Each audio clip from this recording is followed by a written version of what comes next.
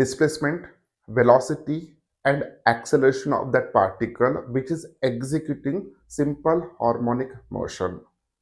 इस टॉपिक को हमें इस वीडियो में कंसेप्चुअली डिस्कस करना है. So without wasting time let us start. सबसे पहले हम यहाँ पे acceleration of simple harmonic motion discuss करेंगे. लास्ट लेक्चर में हमने एसएचएम को डिफाइन किया था. जब हमने एसएचएम को डिफाइन किया था तो वहां पे हमें एक मैथमेटिकल इक्वेशन मिला था और वो मैथमेटिकल इक्वेशन कुछ इस तरीके का था.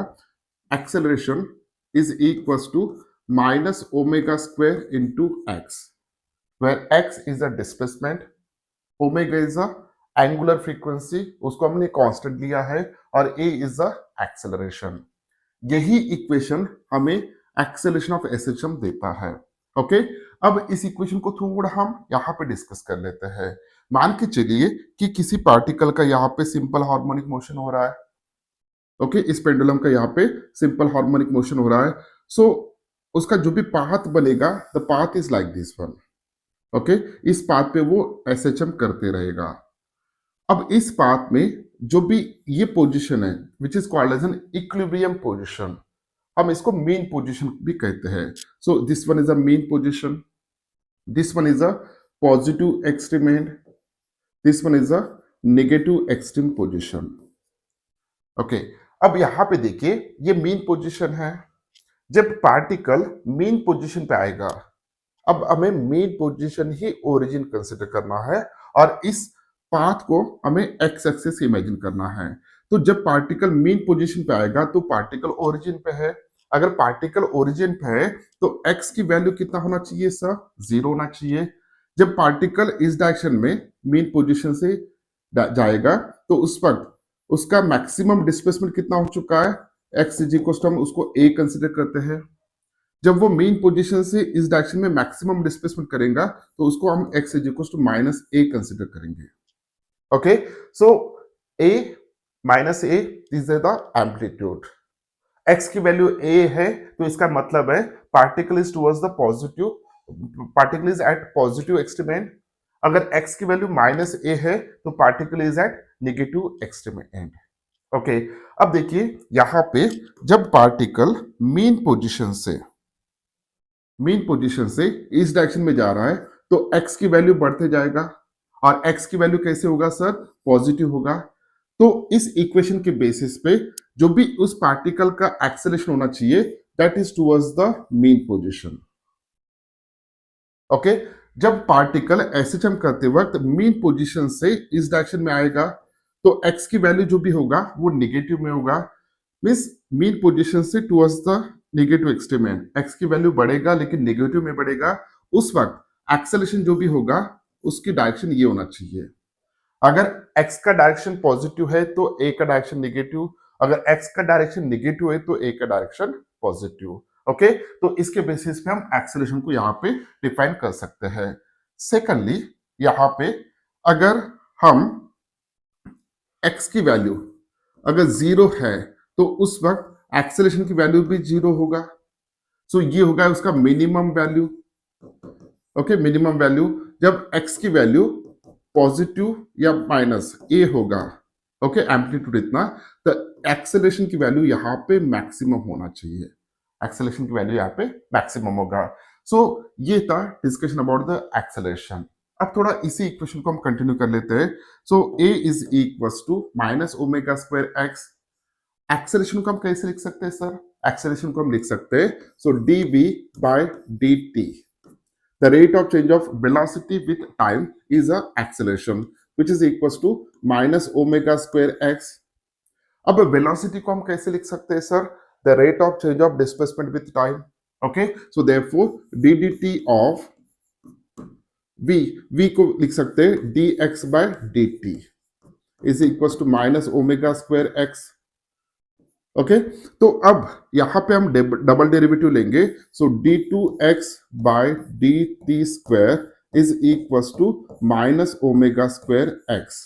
अब ये जो भी इक्वेशन है ओके इसको थोड़ा हम रीअरेंज कर लेंगे. So that is the d two x by d t square plus omega square x is equals to 0।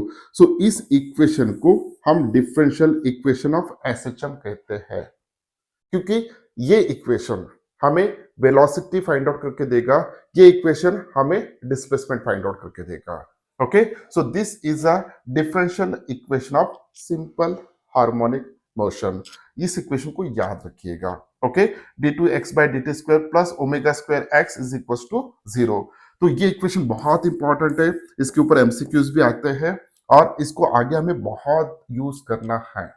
कोई भी मोशन, कोई भी oscillatory motion simple harmonic motion है कि नहीं है, वो हम इस इक्वेशन के बेसिस पे कह सकते हैं। अगर किसी भी ऑसिलेशन का अगर डिफरेंशियल इक्वेशन इस फॉर्मेट में आता है तो हम कहेंगे that one is a simple harmonic motion. Okay sir, तो ये तो हमें डिफरेंशियल इक्वेशन मिल गया। अब हम फाइंड आउट करेंगे वेलोसिटी ऑफ एसएचएम। उसके लिए हमें इस इक्वेशन की जरूरत होगा, dv by dt is equal to minus omega square x. यही इक्वेशन में यहां पे लिखता हूं।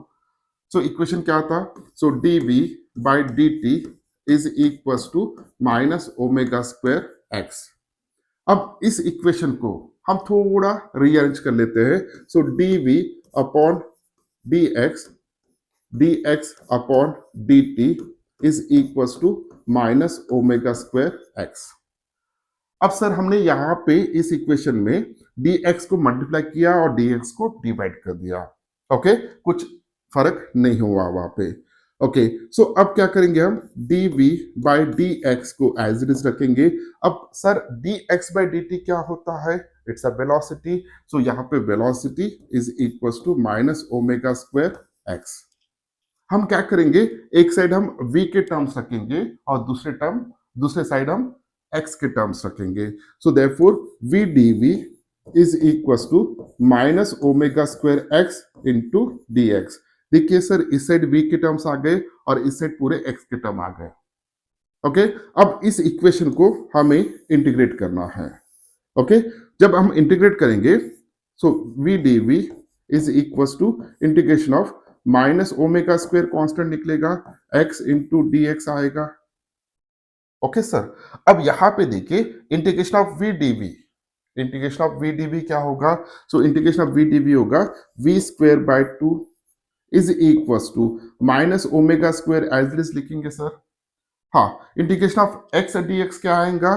इंटीग्रेशन ऑफ x dx की वैल्यू आएगा it's a x square by 2 plus एक कांस्टेंट आना चाहिए, constant of integration, okay, which is c।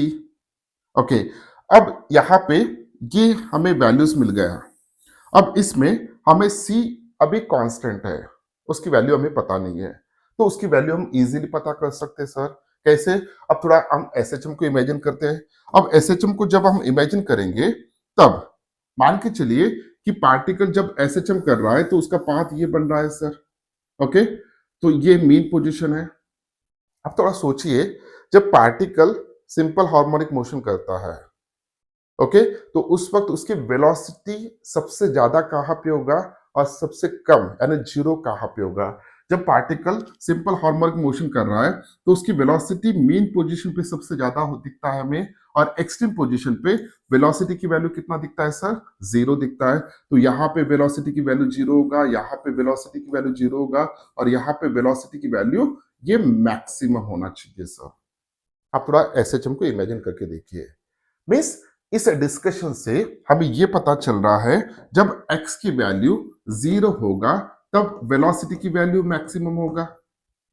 Okay, जब x की वैल्यू एक तो एक्सट्रीम पोजीशन पे यानी पॉजिटिव एक्सट्रीम या नेगेटिव एक्सट्रीम पोजीशन पे यानी प्लस माइनस a होगा, उस वक्त वेलोसिटी की वैल्यू ये 0 होना चाहिए सर। तो इस कंडीशन को हम यहां पे अप्लाई करते हैं, हमें c की वैल्यू फाइंड आउट करना है इसलिए। तो देखिए इस इक्वेशन में, ओके, ये वैल्यूज हम सब्स्टिट्यूट करेंगे। हम x की वैल्यू a सब्स्टिट्यूट करेंगे और v की वैल्यू हम 0 सब्स्टिट्यूट करेंगे। अब x की वैल्यू अगर a सब्स्टिट्यूट करते हैं तो यहाँ पे ये टर्म कितना हो जाएगा? Minus omega square a square by 2 हो जाएगा। अगर v की वैल्यू 0 सब्स्टिट्यूट करते हैं तो ये टर्म 0 हो जाएगा। So therefore 0 is equals to minus omega square a square upon 2 plus C. Obviously है, तो सी की वैल्यू कितना बन जाएगा? सी की वैल्यू होगा omega square plus omega square a square by 2। ये होगा सी की वैल्यू सर। तो ये वैल्यू हम इस इक्वेशन में सब्स्टिट्यूट कर देंगे। जब हम इस इक्वेशन में सब्स्टिट्यूट कर देंगे तो हमें v की वैल्यू मिलेगा। So v square by 2 is equal to minus omega square x square by 2 plus omega square a square by 2। सभी टर्म में 1/2 है, कैंसिल हो जाएगा। So v square is equal to, थोड़ा हम रीअरेंज कर लेते हैं, ओमेगा स्क्वायर को कांस्टेंट निकालेंगे। ओके, सो ब्रैकेट में क्या बचेगा sir? A square minus x square बचेगा। ओके सर, अब इसका स्क्वायर रूट लेंगे, तो स्क्वायर रूट लेने के बाद v is equal to plus minus omega under root of a square minus x square. तो ये इक्वेशन हमें मिला है sir. This is a equation which gives the velocity of that particle which is executing simple harmonic motion। देखिए v is equals to plus minus omega under root of a square minus x square. अब plus minus क्यों आया sir यहाँ पे? अगर आप plus लेके ये टर्म लेंगे, उसका स्क्वायर करेंगे तो ये ही आएगा। अगर माइनस लिया तो भी स्क्वायर करने के बाद इट बिकम अ प्लस, तो ये ही मिलेगा। इसलिए हमने यहाँ पे प्लस माइनस लिया। अब देखिए यहाँ पे जब x की वैल्यू, मान के चलिए कि x की वैल्यू कुछ है, यहां पे हम लेंगे x की वैल्यू कुछ है। ओके, इतना डिस्प्लेसमेंट हो चुका है पार्टिकल का, x कंसीडर करेंगे। ये बहुत इंपॉर्टेंट है, इसको अच्छी तरह से समझिए। अब इस x की वैल्यू पे अगर x की वैल्यू कुछ भी सब्स्टिट्यूट करते हैं तो v की वैल्यू दो आ रहे हैं, एक प्लस में और दूसरा माइनस में। अब एक ही पोजीशन पे दो वेलोसिटीज कैसे आएंगे सर? आएंगे सर, क्यों नहीं आएंगे? देखिए, जब पार्टिकल का मोशन हो रहा है, मेन पोजीशन से लेके यहां तक डिस्प्लेसमेंट हो चुका है। ओके, तो उस वक्त जो भी वेलोसिटी होगा, वेलोसिटी की वैल्यू पॉजिटिव आएगा, क्योंकि पार्टिकल इस डायरेक्शन में जा रहा है और पार्टिकल की वेलोसिटी भी इसी डायरेक्शन में है और पोजीशन इतना हो चुका है, एक्स इतना। जब यहां से स्टार्ट होके यहां पे एक्सट्रीम पोजीशन पे जाने के बाद जब वापस आएगा, ओके, पार्टिकल जब वापस आ रहा है रिटर्न जर्नी, ओके, उस वक्त भी उस पॉइंट पे पोजीशन की वैल्यू उतना ही हो चुका है सर, एक्स। लेकिन अब पार्टिकल किस डायरेक्शन में आ रहा है sir? Towards the negative, towards the mean position आ रहा है। तो जाते वक्त वेलोसिटी का डायरेक्शन ये था, आते वक्त वेलोसिटी का डायरेक्शन ये है, उसी पोजीशन पे, उसी एक्स वैल्यू पे। इसलिए जाते वक्त हम वेलोसिटी को पॉजिटिव कंसिडर कर रहे हैं, क्योंकि ये सर पॉजिटिव डायरेक्शन में है, और आते वक्त वेलोसिटी इस डायरेक्शन में कंसीडर कर रहे हैं क्योंकि वे नेगेटिव डायरेक्शन में है। तो इसलिए वेलोसिटी के दो वैल्यूज पॉसिबल होंगे, प्लस और माइनस। इस फॉर्मूले को आपको याद रखना है। अब सर वेलोसिटी की वैल्यू कहां पे जीरो होगा? एक्सट्रीम पोजीशन पे जीरो होगा। ओके, एक्सट्रीम पोजीशन पे x की वैल्यू कितना होगा सर? a होगा।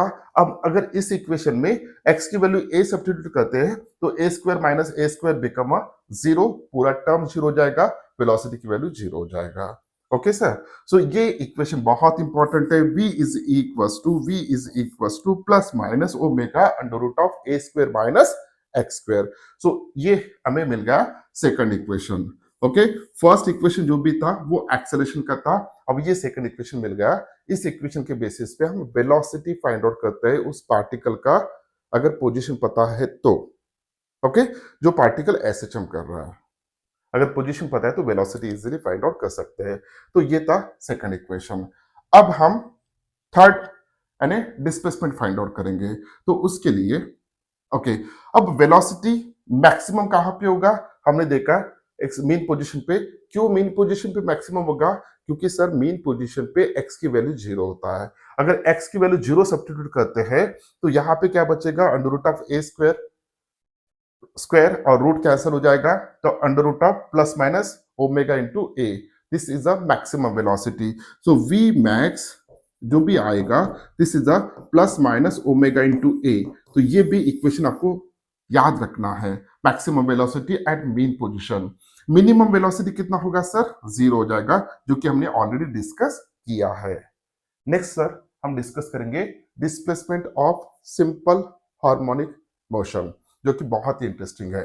ओके, अभी हमने वेलोसिटी की वैल्यू फाइंड आउट किया था। वेलोसिटी का इक्वेशन क्या आया था सर? तो plus minus omega under root of a square minus x square. अब इसका सिर्फ हम मैग्नीट्यूड फाइंड आउट करते हैं, यानी पॉजिटिव कंसिडर करेंगे, तो v is equal to omega under root of a square minus x square. ये इक्वेशन हमें मिला है सर। ओके, तो इस इक्वेशन को थोड़ा हम रीअरेंज कर लेते हैं। वेलोसिटी को हम लिख सकते हैं the rate of change of displacement with time, so therefore dx by dt is equals to omega under root of a square minus x square.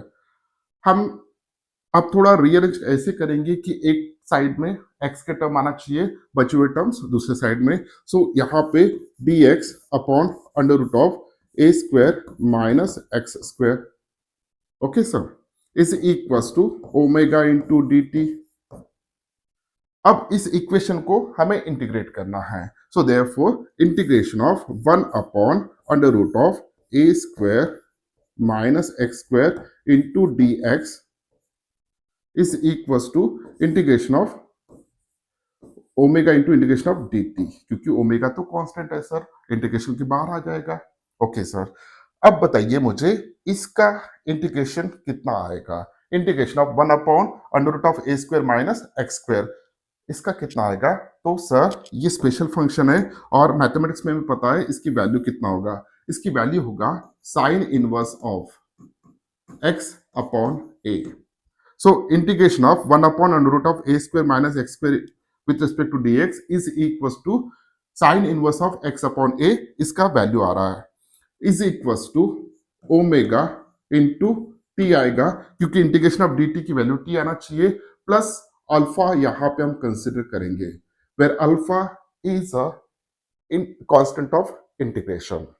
Okay sir, अब यहाँ पे थोड़ा हम रीअरेंज कर लेते हैं, तो sine inverse of x upon a is equal to omega t plus alpha है। अगर मुझे एक्स अपॉन ए लिखना है which is equal to sine of bracket में omega t plus alpha.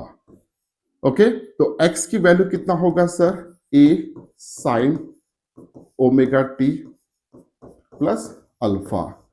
Sir हमें ये इक्वेशन मिल गया है जो कि बहुत ही इंपॉर्टेंट इक्वेशन है।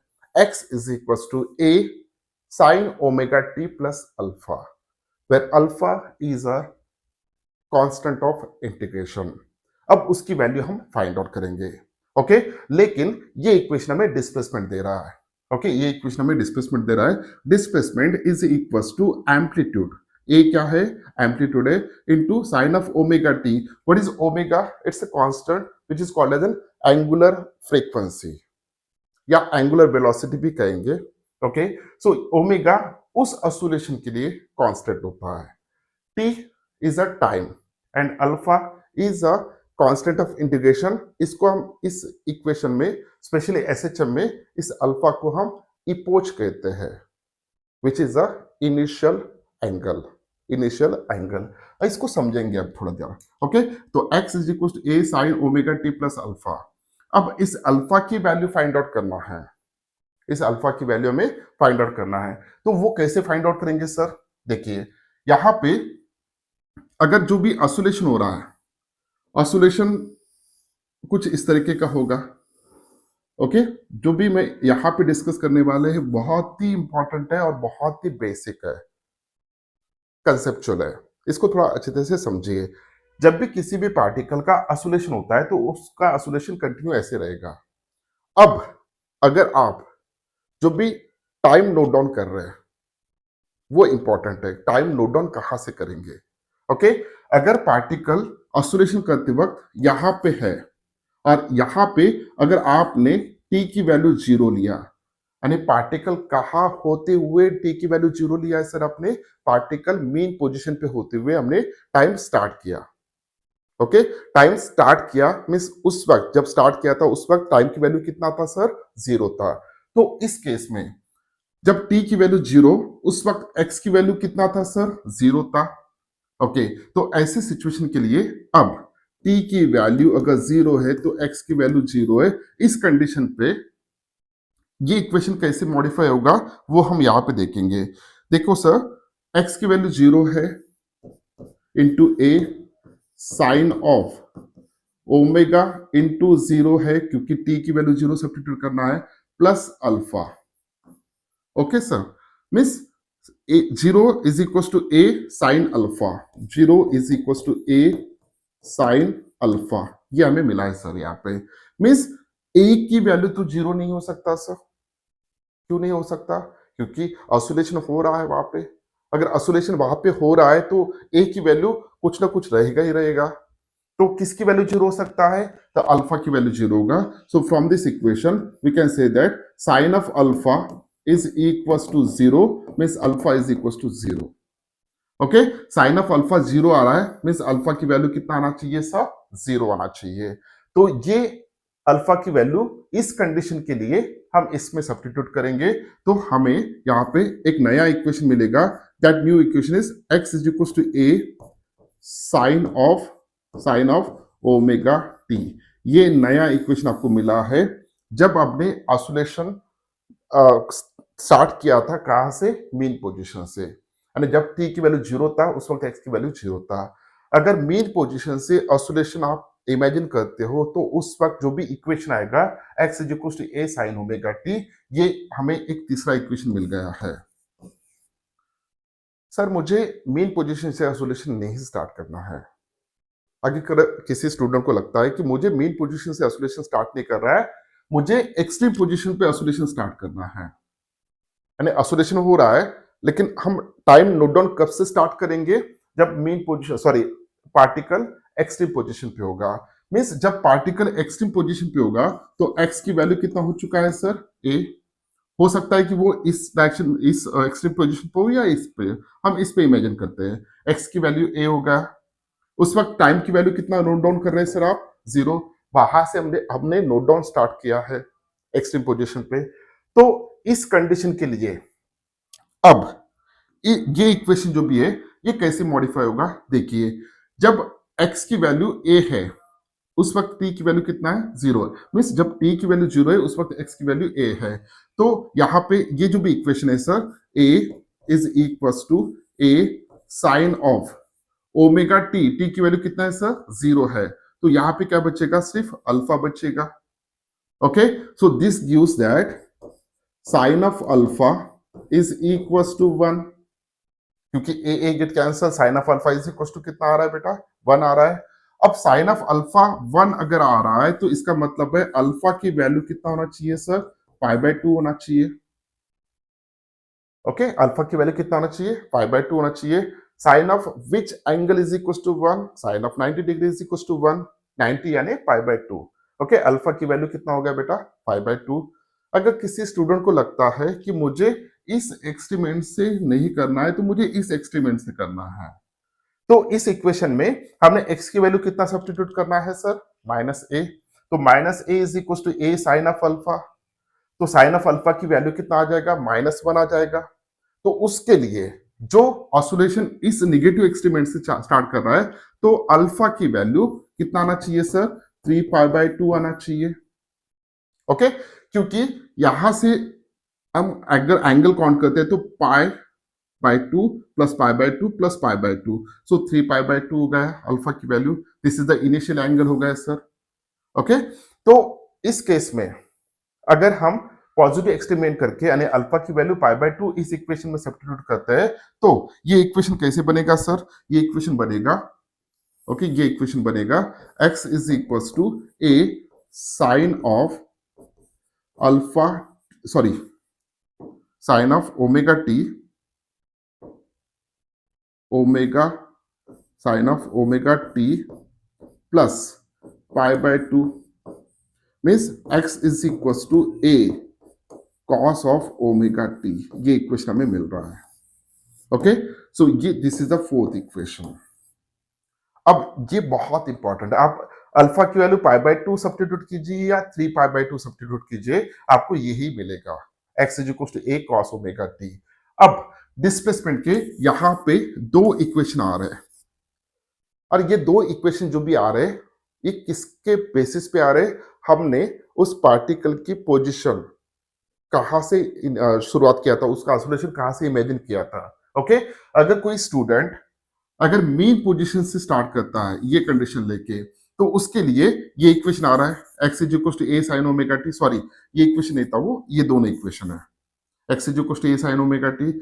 अगर ऑसिलेशन आप मीन पोजीशन से काउंट करते हैं, ऑसिलेशन आप मीन पोजीशन से काउंट करते हैं, तो उस वक्त ये इक्वेशन आएगा x is equal to a sine omega T.